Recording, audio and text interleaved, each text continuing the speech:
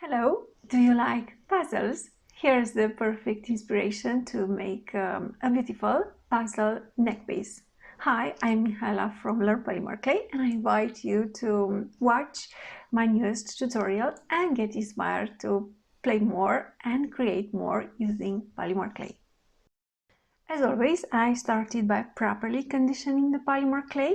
Then I passed this through a medium setting of my pasta machine because I am going to use one layer for the front and one textured layer for the back. And of course I will put the two layers together and press on these layers to make sure that they are well bonded together. So I've used a stamp to make a beautiful impression on the clay, and that's the layer of clay that I'm going to use to make the back of the pieces. And then for the front I'm going to use some gold metal leaf to decorate the clay. I put the gold metal leaf on top of the clay. I've used my fingers to press it well into the clay. And then I'm going to use a beautiful silkscreen called Blooms Around the World by CreateAlong. And I'm using Deco Art blue metallic acrylic paint, and of course an applicator. I'm going to use more gold metal leaf and the same silkscreen and the metallic acrylic paint that I still have on the applicator. So I'm going to use up all the metallic acrylic paint, and then I will immediately wash my silkscreen with warm water and a little bit of liquid soap.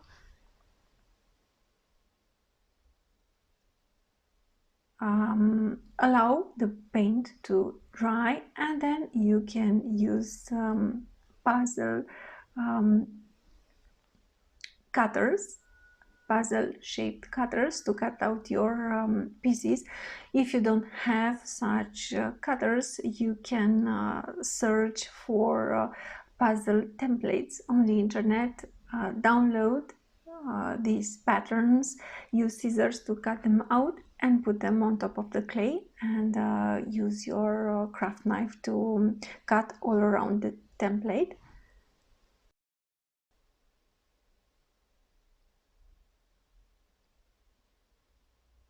So as I said, I'm using a stamp to texture the back of my pieces. You can use a texture plate to texture the back of your pieces. Then I'm going to flip the polymer clay layer on the other side because I want this to be the back. And I'm going to put the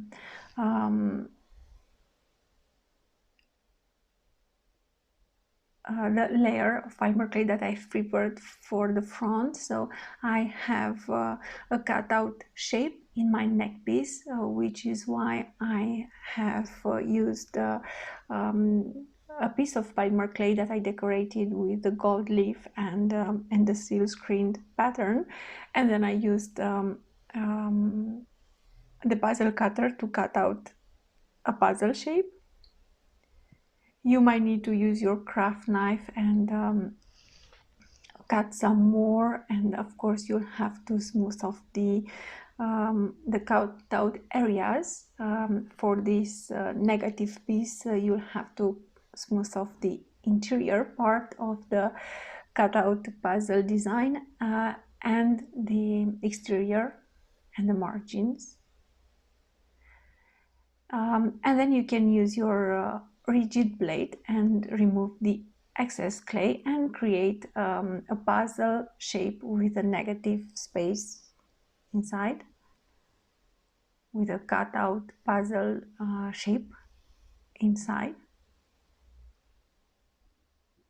Then I'm going to use my ripple blade, and I'm cutting a silkscreened piece with the ripple blade, and a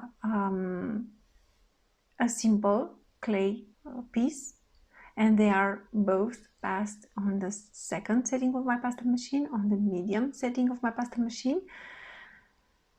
And then I'm going to put the scrap clay into the pastel machine, texture it with the stamp, and use it to make the back of the piece.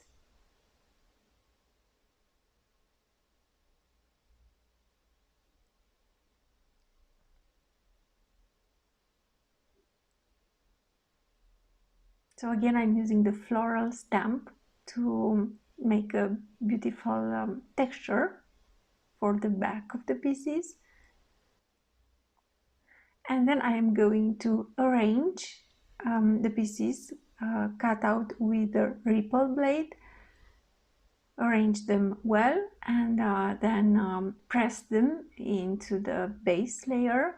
You can put parchment paper on top of the clay and roll the layers with your roller.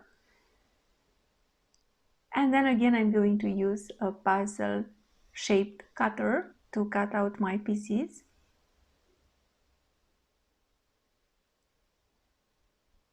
And again, I recommend you to take the time and smooth off the edges, and you might not need to sand your pieces after baking if you do a good job when the polymer clay is raw. I'm trying to get a second puzzle piece from this block of clay.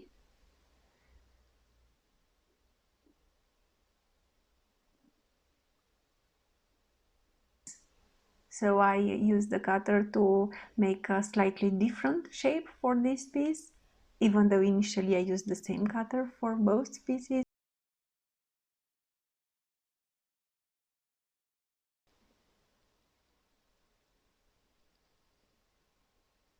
And then you'll just have to use this technique and make the number of pieces that you want for your neck piece. Do take the time to smooth off the edges.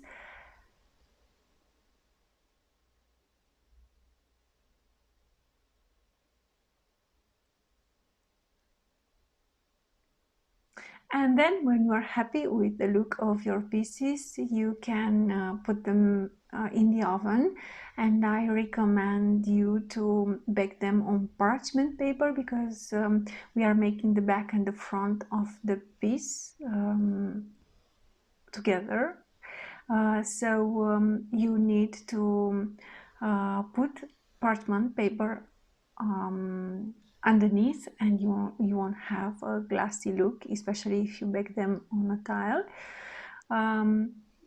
I also recommend you to tend your pieces. I'm using an aluminum disposable pan that I put on top of my pieces so they would not be under direct heat.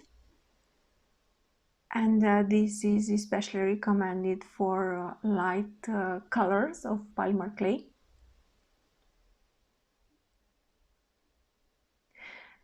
And you can bake your pieces for 45 minutes at the temperature recommended by the polymer clay manufacturer. Let the clay cool down, and then you'll have to decide on varnish, or you can also use resin, but you'll have to protect the metal leaf. I'm using glossy varnish for a glossy look. I like the glossy look for my pieces. I think resin would have been a great choice as well. And I wanted to make the margins of the pieces even more interesting, so I've colored the margins with a blue metal wax. You don't have to do this. I thought they would look even nicer.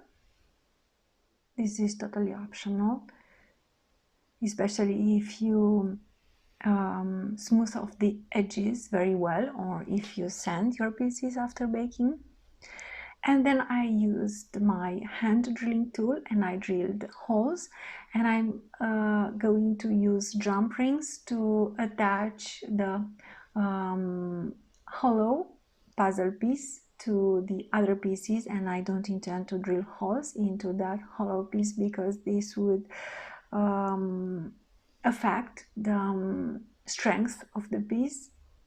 I prefer to just put the jump ring around that hollow piece and connect it to the holes made into the next piece in the neck piece. And I will do just this for all the pieces. I am going to drill 2 holes on each side of the piece and connect these pieces using jump rings. And then I used a triangle jump ring to attach a blue ribbon that I secured with gold metal wire. And here's the finished piece, and I hope that you like this idea, and I hope that you are going to use it in your work with clay. Please let me know if you liked it, and press the like button if you liked the tutorial, and subscribe for more inspiration for work with polymer clay. Thank you.